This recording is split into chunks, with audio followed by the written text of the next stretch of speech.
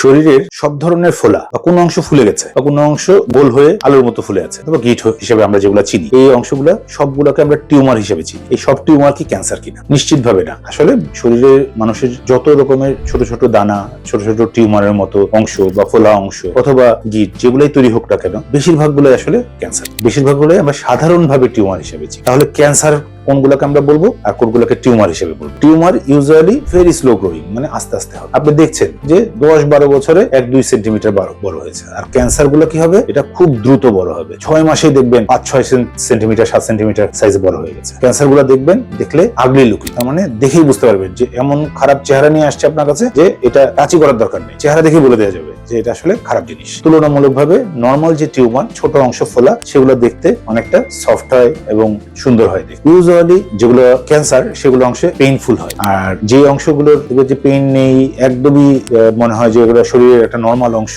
সেই অংশগুলো usually normal tumour হিসেবে আমরা বুঝি। তাছাড়া অনেকগুলো জায়গায় দেখবেন যে আলসার বা ঘা তৈরি হয়ে গেছে, সে ঘা ওই জায়গা থেকে শুকাচ্ছে না, তাহলে ওই জায়গার টিউমারের অংশগুলোকে আমরা সাসপিশনের মধ্যে নিয়ে আসতে পারি, ধারণার মধ্যে নিয়ে চলে আসতে পারি যে না, এটা আসলে ক্যান্সার হওয়ার চান্স বেশি। তারপরও কোনো ধরনের ফোলা, কোনো ধরনের গিট, কোনো ধরনের টিউমার, কোনোটাকে আপনি আসলে অবহেলা করবেন না, এবং আপনি আপনার নিকটস্থ যে কোনো ডক্টর অথবা ক্যান্সার বিশেষজ্ঞ অথবা ক্যান্সার সার্জন, এমনি নর্মাল জেনারেল সার্জনের কাছে চলে যাবেন। আপনার ওই জায়গাটাকে পরীক্ষা করাবেন এবং তারা ওইটা নিজেরা দেখবে এবং ওই জায়গা থেকে সুই দিয়ে রস নিয়ে পরীক্ষা করবে বা মাংস নিয়ে পরীক্ষা করবে এবং তারপর আপনাকে শিওরলি বলে দিবে যে না, এটা আপনার ক্যান্সার কি ক্যান্সার না। সুতরাং আপনি নিজে সচেতন হন এবং নিজের চিকিৎসার জন্য অবশ্যই চিকিৎসকের পরামর্শ নিন।